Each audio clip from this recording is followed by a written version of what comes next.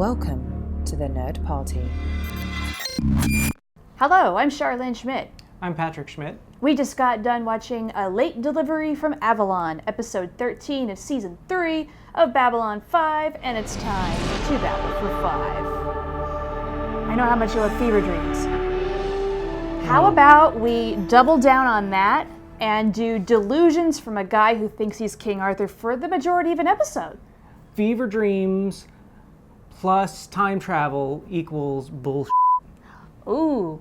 That said, I'm going to let it slide. Okay.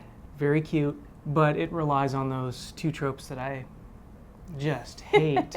You're just not into it. Oh, and I gotta say, in the context of the season at large, we've been through some serious things, and this, I feel like, is designed to be a little bit of a break in that momentum. Under a lot of circumstances, I would appreciate it. However, we just had Sick Transit Veer, which I felt was the breather while still moving other, maybe like more back plots along.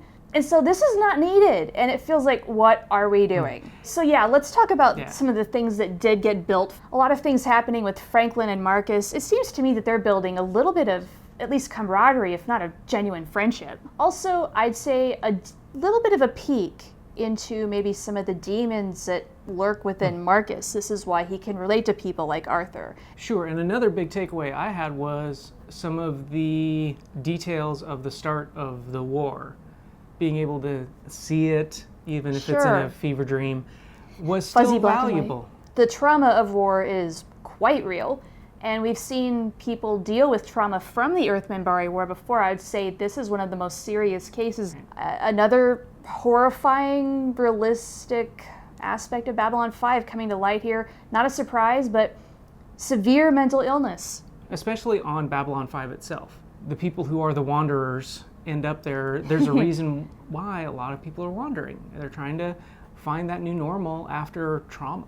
So back to Marcus for one quick thing. One of the big quotes that comes out of this episode is why Marcus thinks it's okay that life is unfair. Where if you actually feel that life is fair and horrible things happen to you, that you somehow deserved it, I like the idea of gear shifting back to that. No, life is not fair. Horrible things happen to good people all the time.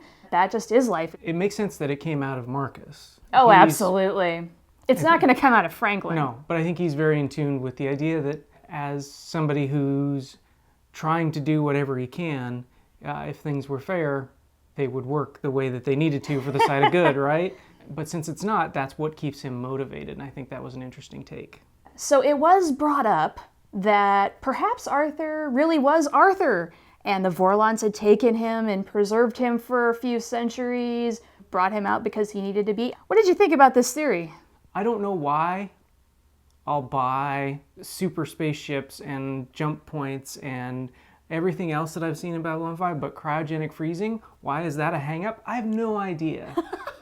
I really don't, but the fact that it's now been used twice as a plot device, and by the way, both of them from Great Britain, they got a Shakespeare fetish. Well, I thought it very charming and a little revealing, possibly, that at the very end we do get that cut to Kosh. Just in case you thought this was complete crap and completely dismissible, we're going to make you question it one more time. One other thing we got to bring up with the whole Arthur plot is Jakar. We learned two important things about Jakar. Okay, and they are. One, he drinks Bailey's Irish Cream. That's what it looked like, huh? And he's a lightweight. Jakar is the kind of person that you want to invite to the party because they're going to be a lot of fun. But a few drinks in, you also know that he's going to pass out before the night is up. When did Jakar become Londo? You know, how did these roles reverse? Those two have more in common than they think. Jakar's fighting stance, by the way, I think could use a little work. It's like some weird dance move. Yeah. It looks like a little T-Rex. Yeah. And it's not like he has little teeny arms. No, I don't get it. Just put him up like that.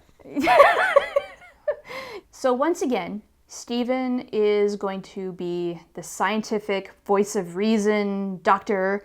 If he could just convince his patient that reality is real, he's doing good work, it fails. And once again, he is surprised that he can't fix everybody. Stephen, when will you learn? Marcus made a really good point. You do no harm. And, Right? that brings up all kinds of questions, like when do you withhold the truth because it's going to be harmful to someone? Yeah. When do you let someone live in their own delusions?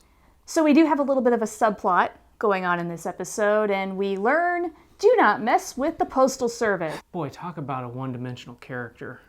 The dude lives and breathes the post office. I think it does one thing, which isn't a whole lot. It shows that there have been some repercussions from breaking from Earth. And that's going to close it for this particular episode of Babble for 5. Hope you enjoyed it. Hope you enjoyed the babble more than we enjoyed the actual episode. If you did, throw up a like, maybe a comment, maybe a subscription, all those YouTube things. We would love it. We see you. And we would love to hear from you. Just no spoilers, please. That's right. Don't spoil anything that happens after this episode. It's Patrick's first time watching the show. And we are going to go off and watch the next episode. And with any luck, we're going to like it a heck of a lot more than we liked this one. Till then, see you next week.